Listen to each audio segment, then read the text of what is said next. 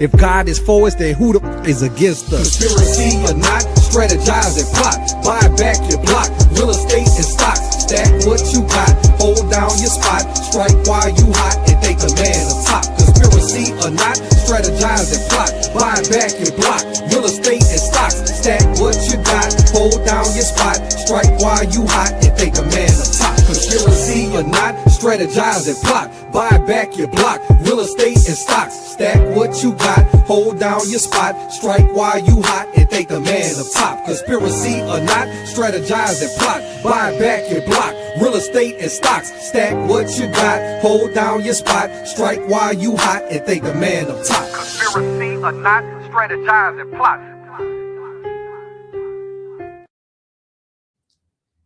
Welcome to the Wealth Mindset. My name is JD Garnier. Listen, I hope you are having a productive week in your wealth creation journey. I hope 2025 has been fruitful and prosperous for you. And as always, my goal is simple: to help you walk in wealth, mentally, physically, spiritually, and financially. To take the things that God has already given you and use those to create a life of purpose, so that wealth is more than just what you acquire.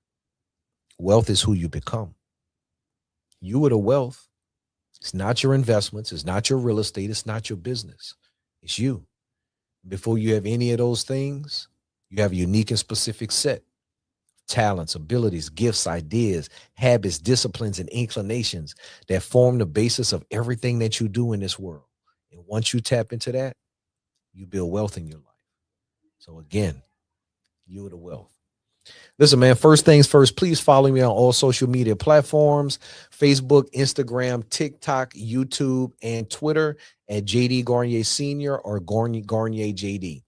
You can also go to my website, jdgarnier.com, and you can purchase my latest book, The Art of Diversity Selling: How to Transcend Societal Differences in Business. Listen, if you're an entrepreneur, if you are in professional sales, this book is for you.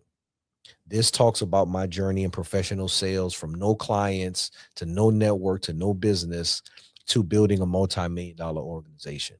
And so if you are trying to figure it out, trying to figure out how to assert yourself professionally in high-level environments, this is the book for you. Go check it out on my website or Barnes & Noble or Amazon.com. Listen, man, just recently, 21 Savage and a bunch of rappers got together and essentially started sharing the mantra moniker that they've done with the streets. Personally, I think that's a long time coming. And I think it's a first step in realizing and recognizing that we bigger than that we are better than that, and we have a whole lot more to offer. And ultimately, that we got tricked. We got tricked out of our spot. We got tricked out of our position, and they took advantage of us. And so I appreciate him recognizing that, and I appreciate the open idea that we are done with the mentality or mindset of destroying our own people. Because I don't think that being done with the streets means you can't be from the streets no more. You can't represent where you come from anymore. I don't think it means that you can't talk about your struggle. To me, being done with the streets means we are done with the idea of the mentality that we're going to destroy our own people. We're done with the idea that we're going to be killing one another to advance our own interests, that we are going to backdoor and be dishonest and step on people that look like us just to advance ourselves. To me, being done with the streets means we're done with the mindset of self-destruction. That's all that means. And about a year and a half ago, I did a video saying that the streets were dead, saying that as Black men, we would no longer accept or follow anybody who was promoting the destruction of our own people. Anybody who was advancing the idea of killing our own.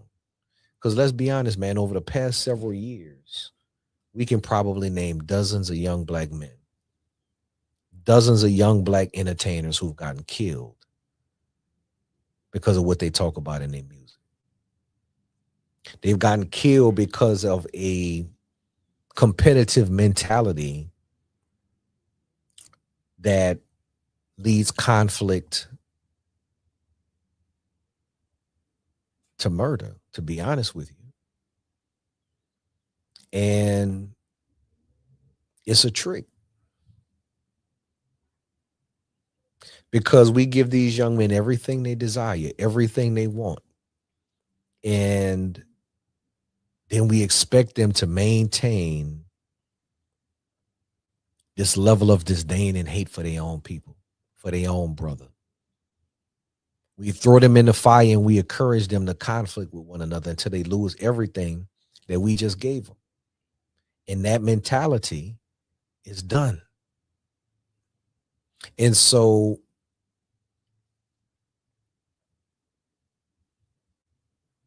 my call to action for 21 Savage, for all y'all young entertainers who are starting to have an awareness about your mindset and the way you think, my call to action is what's next.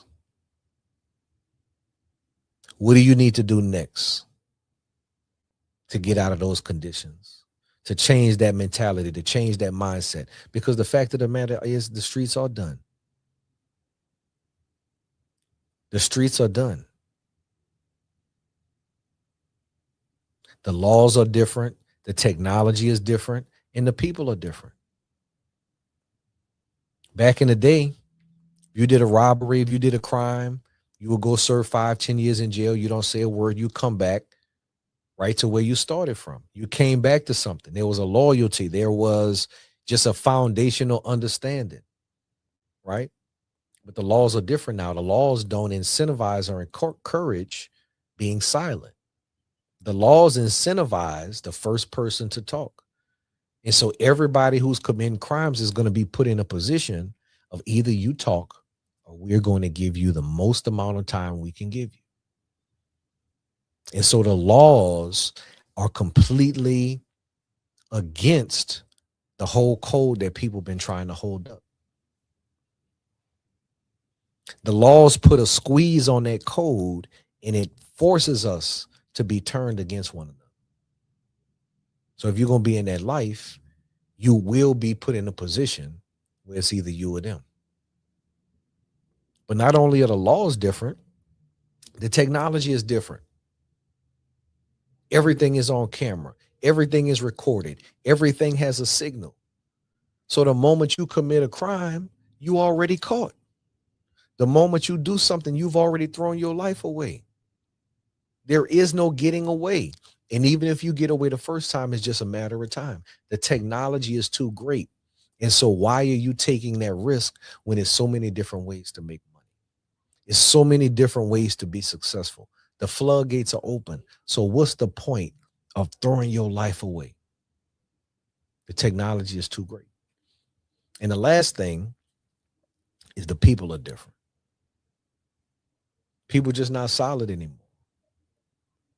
There's no brotherhood. There's no loyalty. There's no standard, because all of our relationships are transactional. All of our relationships are based on what we can do for one another. There's no tie that binds us. We didn't really come up together. And so the moment you are put in a position, or I am put in a position where it's either me or you, they're going to force us to choose. We have no tie that binds us. We didn't come up together like that. That's the new mentality. See, when I was growing up, everybody knew everybody in the neighborhood. You knew their mom, you knew their grandparents, you knew everybody in their family. And so even if you were put in a situation or position, that familial tie protected everybody. So even if you had to suffer for your consequences across the board, everybody had your back. Today, it ain't like that. It's every man for himself. It's transactional relationships. So you can't trust nobody under those circumstances. And so all of that has created the landscape where the streets have been dead. I'm just glad that you all are finally recognizing it.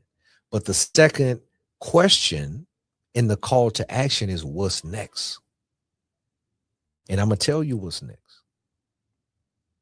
Next is you taking on the responsibility of changing the conditions in your community. What's next is taking your resources and your wealth and now using it to gather influence and power way beyond what your name can do at a concert. What's next is taking the mentality that the streets are done and now shifting that mindset across the board. And you need to do that 3 ways: financially, community, and political. Now, financially, I'm going to tell you this. The first thing that you have to do financially is it's time to protect what you have. I can list off a dozen names off the top of my head of young rappers or entertainers or influencers who died without a will, without any protection on their lives. And so the first thing you need to do, if you are a brand, if you are someone who has gained your wealth with your physical gifts and talents, the first thing you got to do is protect what you have. If you make $1 million a year, you need to have at least $10 to $20 million in life insurance on your life. And that life insurance should probably be owned by a trust. If something happens to you, that money goes tax-free into the trust for the benefit of the people that you care about. Now, that's not tax or legal advice. That's just me giving you ideas of how you should be thinking about how to protect what you have. Because at the end of the day, you're the wealth creator that I'm talking about every day. You are the person that people are depending on. So you need to protect what you have. Because if something happens to you, the money stops. The wealth is not protected. How many rappers or entertainers have died and they don't have anything in order? And if you don't have a will, the state you live in dictates who gets what. I don't care what you promised somebody. I don't care what you told anybody. The state says who gets what. And if you're worth over a certain amount, the IRS wants 40% of your estate. And so if you don't have things protected the right way, the next generation is going to have to start over from scratch. Regardless of how big your name is or how much money you earned, if you don't protect what you have, the next generation is going to have to start over from scratch. And so the first thing that you need to be thinking about is, how do I protect my wealth?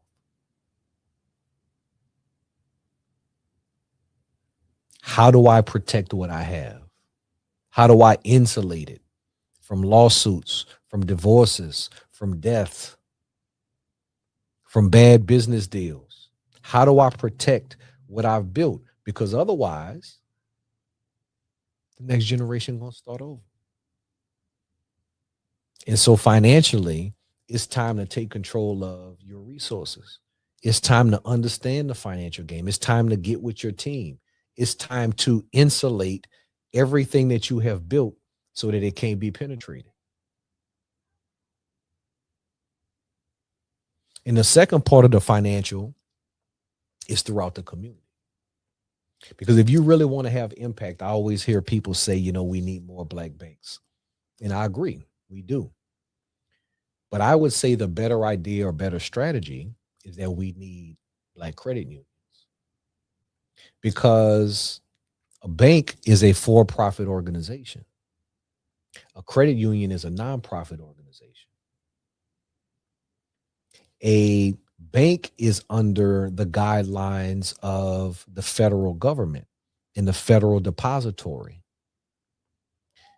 Credit unions follow the guidelines of the Credit Union Act.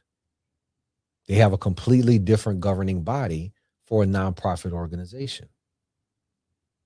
Banks typically require $50 to $100 million minimum capital just to be able to start. You can start a credit union with as little as $1 million. Banks are typically going to have higher costs, higher fees, higher interest charges because they are a for-profit organization. Credit unions normally have lower fees, lower costs, and lower interest charges because they are nonprofit. And so if you want to help a community to refinance their debt, because I believe that as a community, we need to refinance our debt. We pay higher costs, we pay higher fees, we pay higher interest charges than any other community. Payday loans charge us 30, 40, 50, 60, 75% interest. Banks charge us fees and costs typically higher than the average.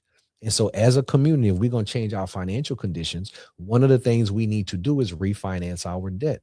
One of the best ways to do that is to go from higher interest debt to lower interest debt with community credit unions.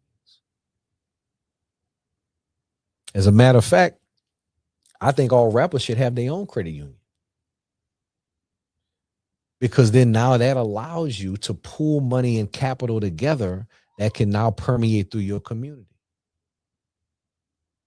And just refinancing our debt alone, just collectively taking our community from double-digit interest to single-digit interest is enough to free up cash flow in our community.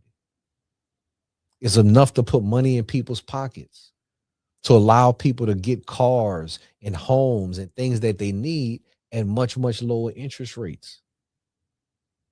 Y'all have the power to do that. 4 or 5 of y'all get together and put up $2 or $3 million. You have the power to do that. That's how you change a community. That's the financial aspect. But the second thing y'all need to focus on is the community aspect. It's not enough that you give $15,000, $20,000 for a book drive or a toy drive or a turkey drive. That's not really impacting a community. Go and buy 1 or 2 acres in your hood. Make a training center.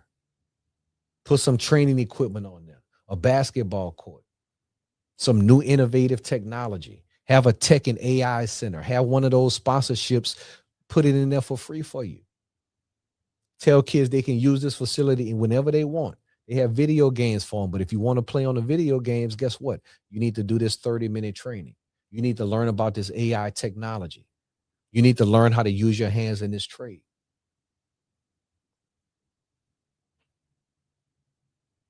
Y'all have the power to do things like that, to have the impact and influence that's really going to change our circumstances. 85% of the children in our community are not proficient in math or reading across the country. So it's obvious that the school system has failed us. And so we need new and innovative ways to get curriculum. We need new exposure. One of my best experiences in school is when I went to school with all Black male teachers, because it taught me about respect and it taught me how to apply a lot of the things that I was learning in life. We need to find new and innovative ways to get in front of our young people. If you're spending money on nonprofit, you can go and build a conflict resolution center, get out an old warehouse, get a boxing gym equipment, get some trade equipment, have people come in and teach young boys trades, have food for them in the afternoon and after school care. You know how many kids wander in the streets after the bell rings at 3 o'clock? I'm trying to give y'all ideas on how to impact your own community. Y'all have the resources. You have the capital. Now it's time to take action. Nobody else is coming from the outside. It's on us. And so that's going to require us to redirect our resources. The community aspect is on us. But the last opportunity that you have is the political aspect. It's not enough for people to use your name and likeness to encourage people to go and get out to vote. You have the power and influence to run your own political candidates. You want different judges, Go and take $20,000 or $30,000 and go and get your little niece or nephew that just finished law school and fund their campaign to be a local criminal judge. Fund their campaign to be a local politician so that the person in your family, the person in your hood is the one responsible for fixing the potholes in the street, for making sure that these neighborhoods are clean and not drug infested. You can pool your money together to create your own political action committees. You can influence the local politics in your own area. It doesn't take that much to fund the campaign of a local judge, of a local council person, but you have the power to do it. And so instead of sitting back on the sidelines and saying somebody needs to come in and make things happen, no, it's on us to make things happen. It's on us to change our own dynamics. It's on us to not take the bait, because they steady dangling the bait. They're steady dangling what they want for us to take. It's on us to go the other way. And the idea that we done with the streets is the first step in doing that. But again, the question is, what's next? How we going to really change our situation? How we going to really change our circumstances?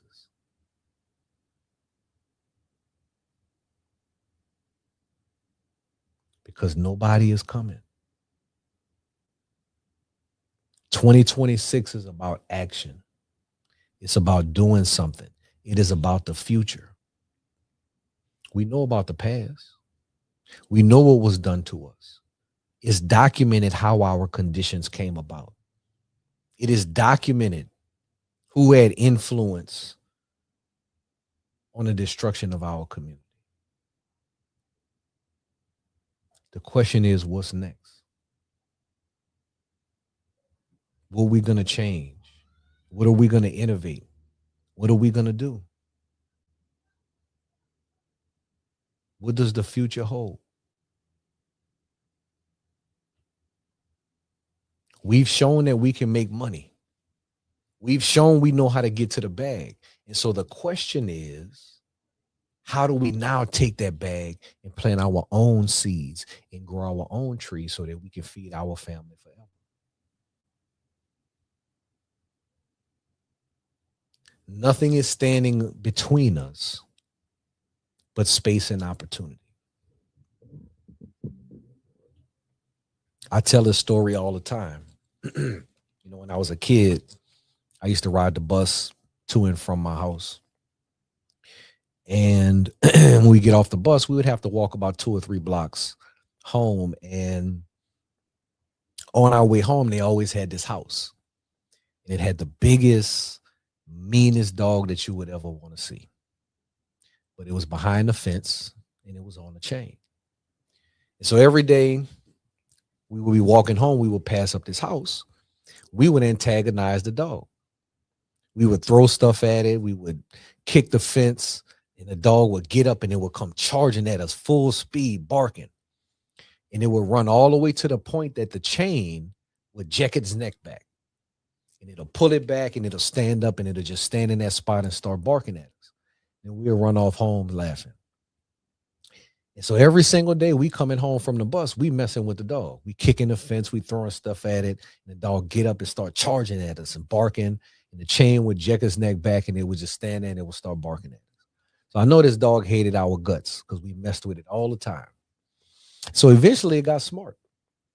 We get off the bus, we walk home, we see the house, we see the dog, we kick the fence, we throw some stuff at it. And instead of running at us, it started to get up, and then it would walk slowly right up to the spot where the chain would normally pull his neck back, and it would stand in that spot and it would just start barking at us. So we would, do what we did after that. So this went on season after season. And one day we get off the bus, we walking home, we see the house, we see the dog, we start kicking the fence, we start throwing stuff at it. But what we didn't notice is that the chain was off and the gate was open. And so when we recognized that, we were paralyzed. We were scared out of our minds. We didn't know what to do. Man, you see that dog looking at us? He about to come tear us up. And the dog looked me right in my eye. He started growling. And he started walking slowly towards us. And he stopped right at the spot where the chain would normally pull his neck back. And he started barking at us right in that spot. And we took off and we started running. We went home. You see, the dog was free, but he didn't know it. At that moment, there was nothing between him but space and opportunity to do everything that he had been dreaming about. But his mind was conditioned to believe that something was holding him back and something was blocking his path. He was so used to that chain pulling his neck back. He was so used to that gate being in front of him that in the moment that he was free, his conditioning held him back. And for many of us, so many things have been done over the years. So much propaganda has been played on us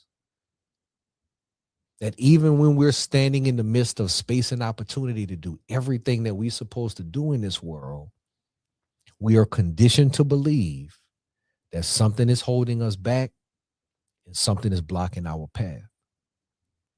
And if you don't hear anything from the messages that I give you on a daily basis, I'm telling you that there's nothing but space and opportunity to do with anything that you want to do in this world.